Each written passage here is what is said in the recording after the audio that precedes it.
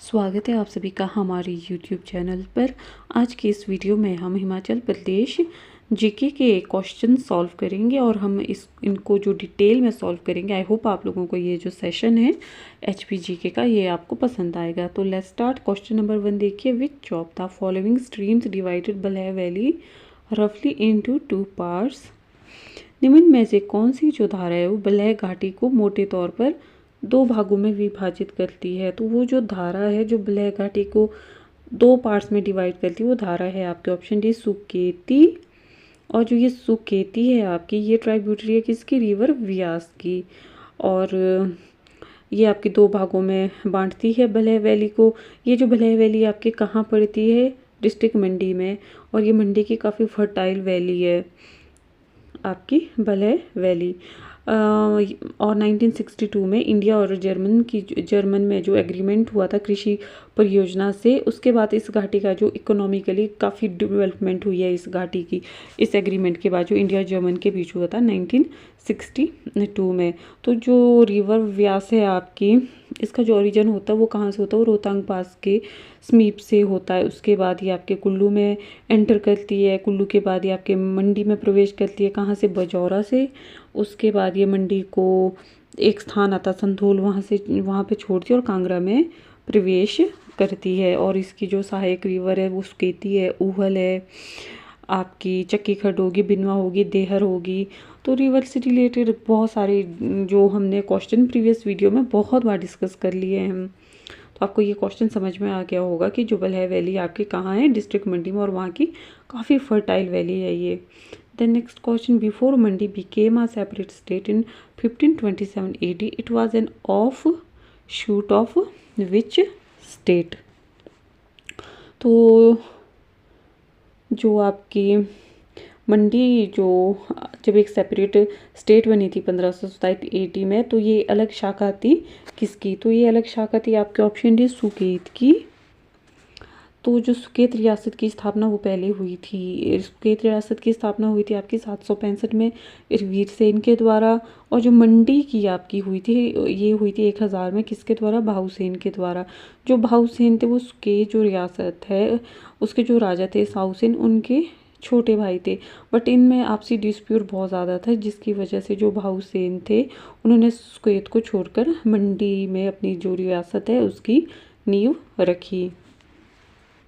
Then next question, during the reign of Sansar Chand, who among of the following was great master of miniature painting? तो संसार चंद के शासनकाल में निम्न में से कौन पहाड़ी लघु चित्रकला का महान उस्ताद थे? तो संसार चंद के टाइम पीरियड में जो आपके पहाड़ी जो लघु चित्रकला थी उसके महान उस्ताद थे ऑप्शन बी मानकू।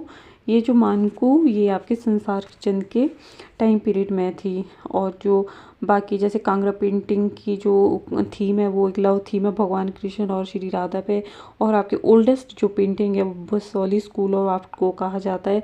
और आपके जो मेटकॉफ है उन्होंने सबसे पहले कांगड़ा शैली के जो चित्र थे उनकी खोज की थी। और संसार चंद के टाइम पीरियड पे जो ये चित्रकला है पहाड़ी चित्रकला, इसको काफ़ी प्रोग्रेस हुई थी संसार चंद के टाइम पीरियड पे।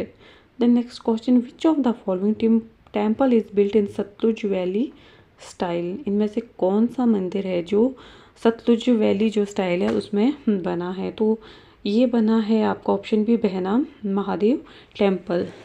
तो जो ये बहना महादेव टेम्पल है ये आपके कहाँ है, कौन से ज़िले में, कुल्लू में। और कुल्लू के ये आउटर सिराज में पड़ता है। ये जो मंदिर है आपके ये पेंट्रूफ और जो पैगोडा शैली का एक तरीके का मिश्रण है। पैगोडा शैली के जो मंदिर है आपके लाइक हिडिंबा देवी मंदिर जो आपके मनाली में है, आदि ब्रह्मा मंदिर जो आपके कुल्लू के खोखन में है, प्राशर मंडी, त्रिपुरा सुंदरी मंदिर, ये जो सारे टेम्पल है ये बने हैं आपके पैगोडा शैली में। और जो पेंट्रूफ स्टाइल में वो जैसे कि शक्ति देवी मंदिर हो गया जो आपके कहाँ पर है, छतरारी चंबा में। आपके लक्ष्मण देवी मंदिर हो गया भरमौर चंबा में। ये जो बने हैं पेंट्रूफ आर्किटेक्ट स्टाइल में। तो सतलुज वैली स्टाइल में है आपका बहना Mahadev temple. Stone inscription found in Himachal Pradesh used.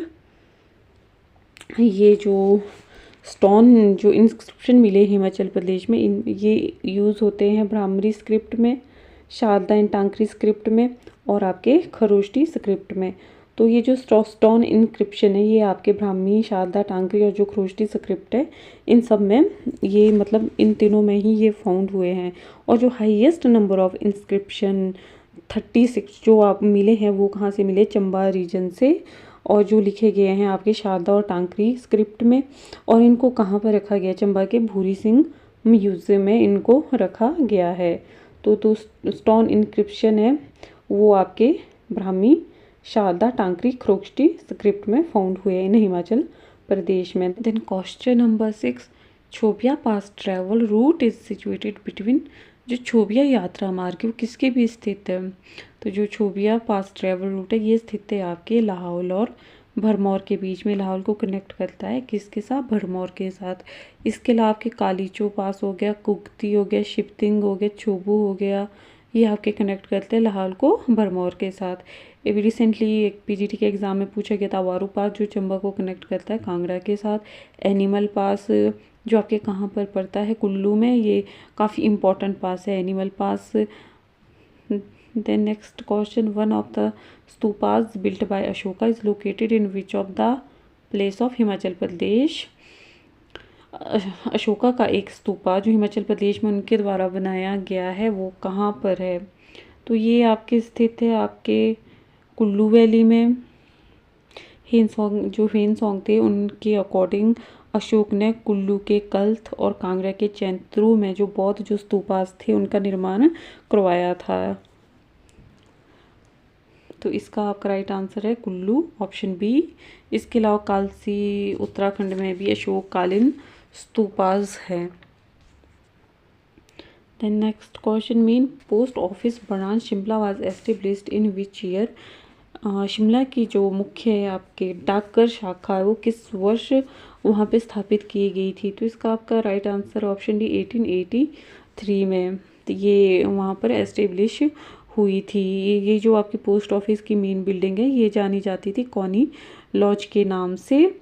फिर 1880 में पीटर सेन के द्वारा इसको खरीदा गया और 1883 में यहाँ पे ये जो मेन पोस्ट ऑफिस ये ब्रांच खुलेगी। और हिमाचल प्रदेश का सबसे हाईएस्ट जो पोस्ट ऑफिस है तो वो कहाँ पे स्थित है, वो स्थित है आपके हिक्किम में। हिक्किम जो आपके स्थित है 14,567 फीट की ऊंचाई पर।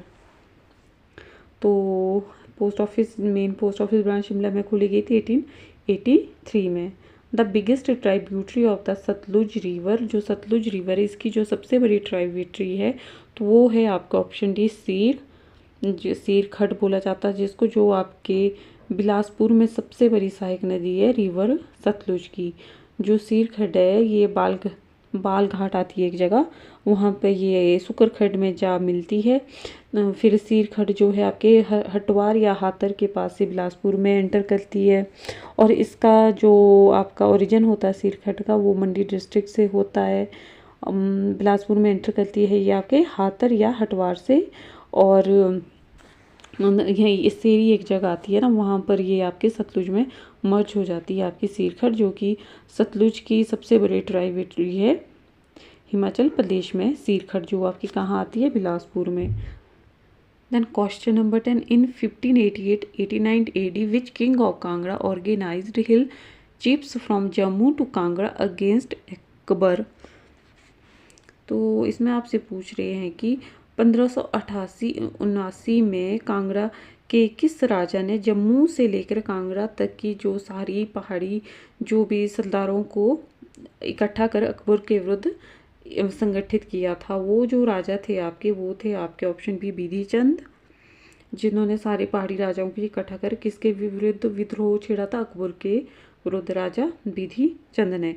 जो बिधि चंद थे वो राजा जो संसार चंद थे कांगड़ा के उनके पुत्र थे। ये जो राजा संसार चंद थे ये कांगड़ा में किसके समकालीन राजा थे, अकबर के। जब इनकी मृत्यु होगी तो उसके बाद जो बिधि चंद वो गद्दी पर बैठे तो इन्होंने अकबर के विरुद्ध विद्रोह कर लिया सभी जो पहाड़ी राजाओं के साथ मिलकर। तो अकबर ने क्या किया कि बीरबल और जो हुसैन कुली खान के साथ मिलकर उन दोनों को विद्रोह को दबाने के लिए भेजा, जिसमें ये सब बिधि चंद और जो भी अन्य राजा सरदार थे सब हार गए। और बिधि चंद को अपने जो पुत्र को जो जिसका नाम था त्रिलोक चंद उसको बंधक के तौर पर मुगल दरबार में यानी कि अशोक सम्राट अशोक के दरबार में रखना पड़ा।